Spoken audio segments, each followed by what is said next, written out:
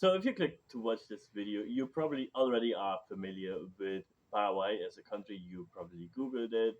You have probably watched some YouTube videos about it, about how to move there, etc., etc. And maybe you have some friends down there. Maybe you have some relatives that are living there, and everybody tells you how awesome Paraguay is, how beautiful the country is, and the reason why you should move there.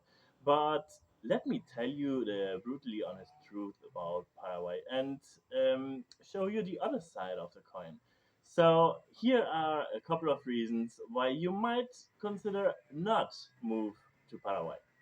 So the first point on my list is you might not be ready for a slow pace. And I mean, you probably have heard about how relaxed it is, or you know a little bit about Latin culture, that everything is a little bit slower paced, a little bit more relaxed, and so on. But let me warn you, it is slow paced. So if you have a call or a meeting scheduled at 9 o'clock, expect it to start at 9:30. If your plumber or a contractor tells you he will drop by tomorrow to fix something, expect him to be there next week.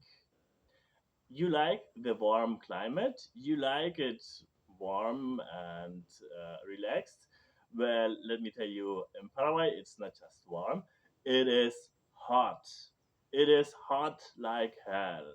I mean, and the humidity. I mean, if you are going on vacation for 2 or 3 weeks and are relaxing on the beach, enjoying the sun, good for you. But in entire summers for month and month on end, and uh, on top of that, the bugs, like, there are tons and tons of mosquitoes. The next argument that is used a lot for everybody that votes for Paraguay is how cheap Paraguay is. But let me tell you, that's not the whole story. Yes, in terms of real estate, rent might be cheap, might be a fraction of what it is in other countries, but the cost of real estate itself isn't quite as cheap as you might think. If you not just want to rent a house, but you want to buy it, it's in some places it's pretty much the same price as it is in countries like the US or even in Europe. And also, like, food might be very very cheap and inexpensive if it's from a local farmer. But if you want, like, for example, tools or cars or anything that gets imported, because there's basically no local industry, a lot of things get imported, and that drives up costs. So don't expect, if you want to be handy and repair things on your home or build a little stuff around there, don't expect those tools to be cheaper than they were elsewhere. So, and this one is a good one, the zero tax lie. So I see this over and over again, that you can live in Paraguay with paying zero taxes. And yes, you can. As well, you can live in the US and pay zero taxes. Is it legal? No, definitely not. And everybody who tells you they can legally live in Paraguay without paying zero taxes either doesn't know what he's talking about or is blatant lying to you. So Paraguay probably doesn't have that big of a law enforcement in order to track down tax avoiders and to give them their consequences. But it is definitely not legal to live in Paraguay without paying taxes here. Next point is corruption and bureaucracy. So you might think, like, okay, a little bit corruption sounds nice. I can avoid a parking ticket by just waiving a couple of bills for the poor policeman, and he will gratefully accept them, and I can and let me go. Um, Probably yes, and I don't really have that big of a problem with that. But the problem is that, like, corruption is rooted deep within Paraguayan society. I mean, like, deep, deep, deep. It goes all the way to the top.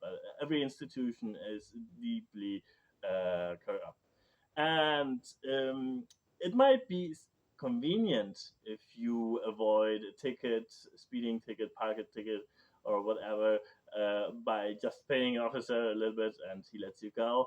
But if you have some legal cases or whatever official government things you need to do, and every step that you want to do requires a little extra payment.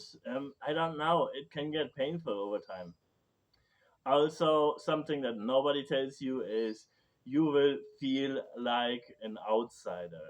I mean, they will make you feel that because of your looks, because of you have a different accent, and they will stare at you. And maybe in Asuncion itself, you won't be that much of an outsider.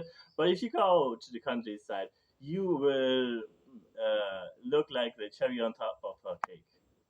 So you're moving to Paraguay because you are escaping your problems. Um, I don't think that might fix it. I mean, yes, you might be able to escape your ex, or you might be able to escape, I don't know, hopefully not so, law enforcement or whatever. But Paraguay won't fix your character. So if you don't fix yourselves, your problems will come with you. Paraguay isn't for everyone, and that's okay. So Paraguay doesn't need to be liked and loved by everybody. Paraguay doesn't need to accept everybody. If you like Paraguay, fine. If you don't, that's okay as well. Nobody needs to love Paraguay.